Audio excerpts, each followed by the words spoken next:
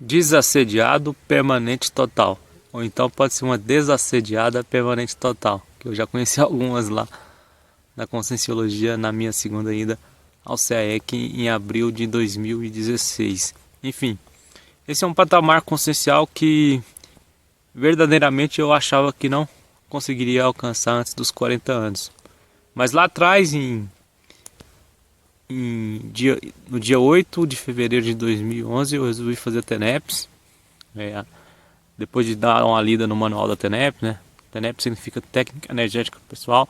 Falei, não, eu tenho condição já de começar essa técnica energética pessoal. Já tinha dominado o EV, depois de 3 anos tentando sentir as minhas próprias energias. Não dominar o EV, comecei a sentir minhas energias na época lá. Antigamente eu nem pensava em fazer estado vibracional constante. Era bem jejum não, energeticamente, mas muito esponjão, né? Muito sensível energeticamente. Ou seja, eu assimilava muitas energias conscienciais do doente dos outros e até sadias e nem sabia que eu estava fazendo essa simulação.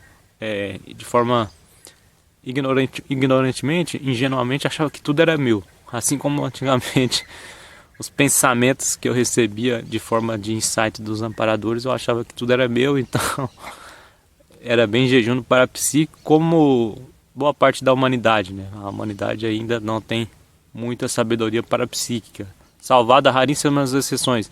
E também o problema que me fez alcançar o processo que me fez alcançar a desperticidade também foram as reciclagens intraconscienciais que eu fui fazendo ao longo do tempo, né? Que eu comecei a estudar Conscienciologia, fui analisando o que eu tinha de errado, por exemplo, muito orgulhoso, muito egocêntrico, muito vaidoso, e isso aos poucos foi caindo por terra, né? Porque se vocês pararem para analisar as pessoas que falam sobre o paradigma consciencial abertamente, hoje no YouTube, apenas eu, assim, que não tenho uma coligação com a Conscienciologia ainda assim direta, né? Então, para sustentar um trabalho desse, a pessoa tem que ter muito equilíbrio energético e muito entrosamento com a equipe extrafísica dele. No meu caso, com a minha equipe extrafísica de função. Você tem que ter muita noção do que está fazendo, senão não consegue manter a continuidade.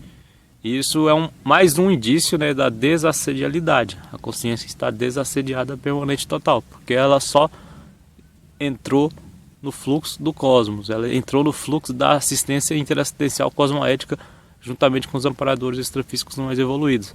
E de repente você começa a desassediar de forma mais rápida ambientes, pessoas.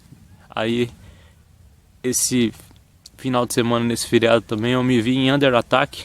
Eu não tinha sentido isso antes, eu já tinha ouvido falar essa expressão do professor Valdo. Under Attack é quando o ataque é muito forte dos assediadores. Então os mega assediadores resolveram me traçar, me colocar num desafio. Realmente foi fortíssimo, mas tirei de letra, no máximo 2 dias ali, nesse nível aí de Under Attack, de muito assédio extrafísico.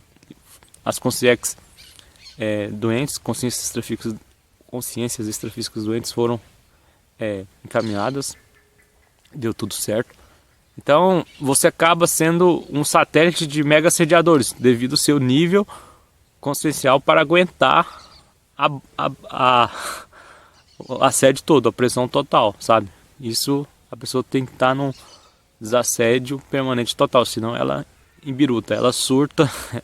É muita negatividade em volta, é muita gente com inveja. Até conversando com uma amiga ontem, falando sobre a idade mental, né? Eu tenho 37 anos, farei 38 no final desse ano, mas minha idade mental é de 56 anos, já estou pronto para tomar a vacina da Covid-19. Então é interessante ter essas conversas com amigas evolutivas também. Tem vários amigos na Conscienciologia. Ainda não formei minha dupla evolutiva, né? A minha parceira evolutiva. Estou analisando aí parapsiquicamente quais são as chances, as possibilidades. E é isso. Quando a consciência está verdadeiramente desperta, ela não se aflige, ela não se afoba mais, ela não se autoassedia mais, como muita gente se autoassedia, principalmente na pandemia, né?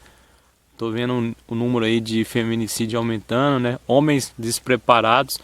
Mas isso já acontecia antes da pandemia. Na minha opinião, tem a ver com a ressoma, o renascimento, o reencarne de consciências reurbanizadas em massa, né? Essas consciências mais despreparadas, que não têm a devida paciência com as mulheres, acabam até tirando a vida delas. Então, vivemos uma época de muitas pessoas perturbadas e o fato da pessoa adquirir a imperturbabilidade é raridade.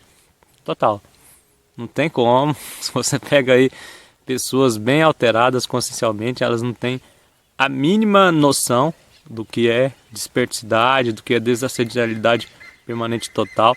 E às vezes até fica com raiva, né? Com cotovelão. Não, jamais, isso não é possível. Uma vez uma moça lá, moça não, uma mulher já com uns 40 e poucos anos, lá no Instagram, falou, não, você não é desperto, jamais, tal. Aí eu fui olhar o Instagram dela, só coloca foto de azulejo.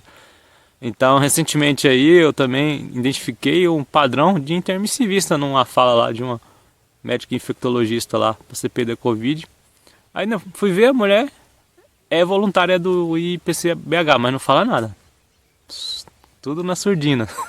Estudar conscienciologia na surdina também é uma estratégia que muitos utilizam porque as pessoas não entendem, né? E a pessoa tem que estar desassediada permanente total para aguentar a pressão, para aguentar a incompreensão, para aguentar as piadinhas.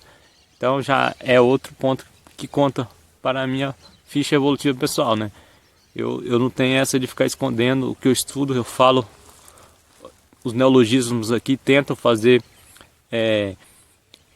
sinônimos, né? Tento falar sinônimos dos neologismos que eu falo para as pessoas entenderem. Por exemplo, provavelmente deve ter alguma pessoa que acessará o vídeo que não conhece a Conscienciologia. Então, por isso o meu cuidado aí para falar os neologismos, de não deixar de falar os neologismos, não baratear a Conscienciologia, mas também fazer a sinonímia, né? Fazer uma aproximação aí de palavras parecidas, similares.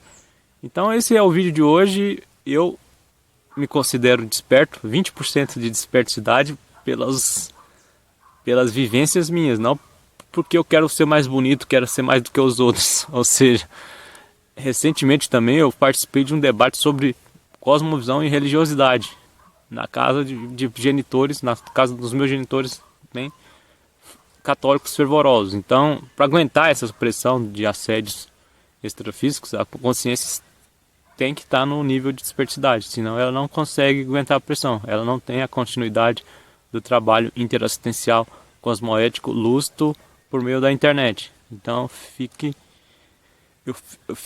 analisem vocês aí com seus pontos de vista, não adentrem na síndrome da priorismose, né? Porque muita gente acaba adentrando na síndrome da priorismose a priori, apenas vendo o meu visual aqui, meu jeitão, ele só faz vídeo no meio do mato e tal.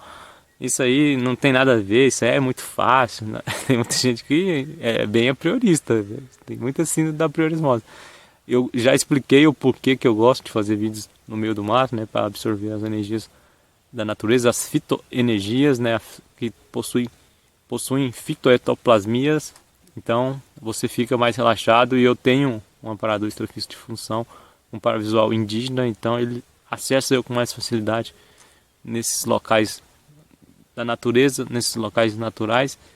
Então esse foi o vídeo de hoje e eu jamais pensei que chegaria à desperticidade antes dos 40 anos. E na minha opinião eu cheguei aos 33, analisando o que eu passei e ainda passo. A partir dos 33 anos eu não me autoassediei de forma bem corriqueira, como eu me autoassediava antes. Eu comecei a fazer algumas mudanças nas meus traços intraconscienciais. Essas mudanças são chamadas reciclagens intraconscienciais. E a mais que me possibilitou a entender mesmo esse nível de desperticidade, a última que eu fiz assim, foi o processo de deixar de ter a arrogância do saber. Vocês podem analisar o último recorte que eu fiz lá dos trechos da tertúlia, tem a ver com o assunto arrogância. E tem o nosso amigo lá, Júlio Almeida, que escreveu 3 livros e eu sempre achei ele muito modesto, mas ele falou que tomou um beliscão do professor Valdo ali, entre aspas, beliscão, mas tomou uma uma impactoterapia sobre esse processo da arrogância nessa vida. Então fique aí para reflexão, né? Vocês analisem que muita gente começa a ter acesso às ideias da Consciologia, né? São ideias de ponta e começam a entrar também na arrogância do saber. Acham que sabem tudo, acham que são as mais evoluídas, são as serenonas já, e a pessoa é uma pré-serenona vulgar ali, não chegou nem no processo de epicô, né? Epicentrismo consciencial. E ela está se achando a última bolacha do pacote. Então, o que eu analiso, o que eu coloco aqui, eu estou analisando cosmoeticamente as minhas vivências. Por exemplo, eu já tive extrapolacionismo e tenho de teleguiado autocrítico. Então, são extrapolacionismos que os amparadores nos patrocinam para a gente para entender certos níveis conscienciais, para entender que é possível alcançar certos níveis conscienciais. Então, abraço mega fraternais e até a próxima quarta-feira.